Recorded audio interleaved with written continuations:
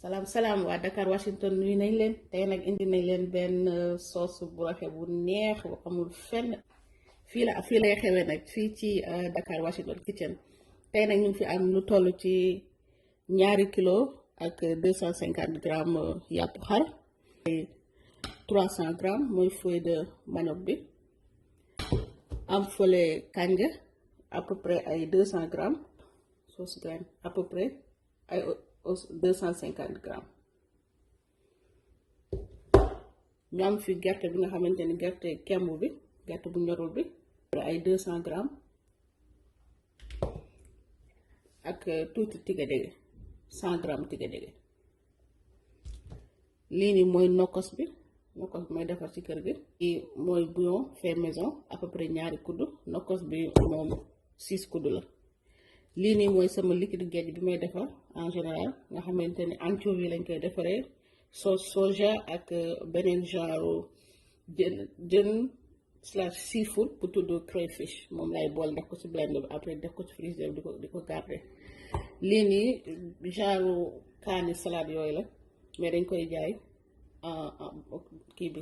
pat bi la ñuy jaay nii day fa roog tomate mais du tomate nii lay mel. sauce graine bi tamit façon bii lay utiliser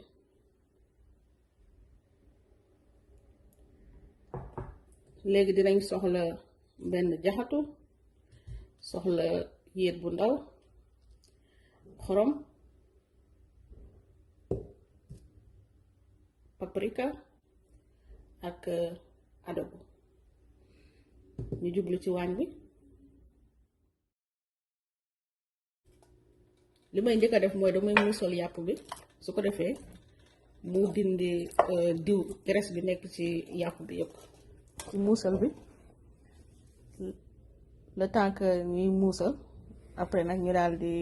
dëbb suñu cassava yooyu léegi da ngay jël gerte bi sotti ci blender bi après na def ci 500 millilitres d'eau daal di koy upp moom a gerte gi rek bàyyi machine bi dëbb ko ba mu nekk liquide nga xam ne doo gis benn doom bu sew ci biir après nag nga def ci sa tigedege def ci feuille de manioc yi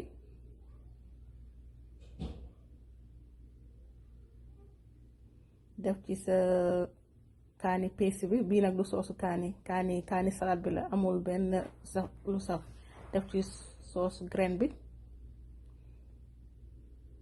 mooy ñuul bi génn ci diwtiir bi boo seggee diwtiir ba pare ñuy defar diwtiir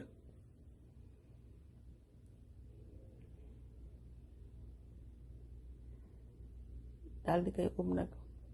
blender ko bu yam rek nag danga koy def lu yam rek parce que doo bëgg affaire yi mokk carrément noonu instant bi tuuti ngay bësa daal dindi def sa kanja bi tamit ay quelques secondes rek mu mokk tuuti comme ça nii lay mel nga xam ne doomu kanja yi danga koy seen ba tey tuuti ci biir nga teg nële daal di ñëw nag xool sa muusal ba xam suñu toll. muusal bi pare na ndox bi yëpp ñeer na mu nekk nii graisse bi rek moom moo si def léegi dañuy def dañuy ñëw setti yàpp bi teg wala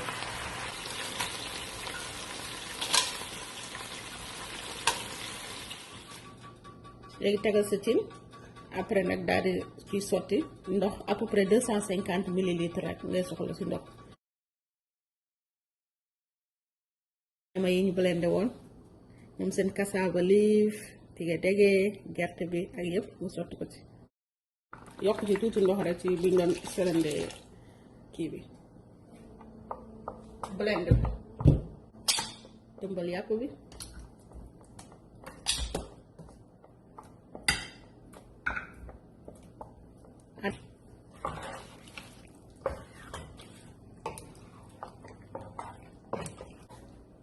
def si nokkos bi yëpp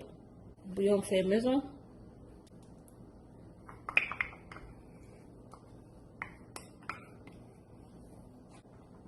ñi nga xam ne dañoo am machine yi nga xam ne day togg nga xam ne danga koy bàyyi muy togg di baar nànk-nànk su leen neexee mën nañ ko def ci seen machine yooyu ñuy wax slow cooker après nag muusal yàpp bi rek sotti affaire yëpp ci machine bi bàyyi ko nag muy ñor nànk-nànk 6 heures ba 8 heures de temps nga xam ne bu fekkee da ngay liggéey wàcc liggéey wala nga génn dem liggéey wala nga nekk ci kër gi di jàngal xale yi ngeen pare rek fekk seen soos pare na nga sotti ci liquide géej bi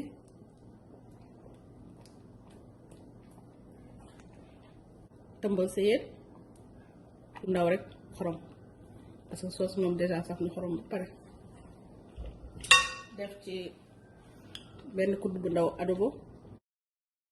waaw def ci benn kudd bu ndaw rek bàyyi ko dinaa ci def diwtiir léegi damay def benn moitié diwtiir bi muy baa nànk su demee ba yëpp ñor nag mu sottiwal beneen genn wàllu diwtiir bi tëmbal sa jaxatu ñu xool cassava bi muy bax nànk ndox bi barawul soos bi ñor na lépp saf na léegi dañ ciy def diwtiir bi rek après nag bàyyi ko ay 5 minutes yooyu daal di fay gaz bi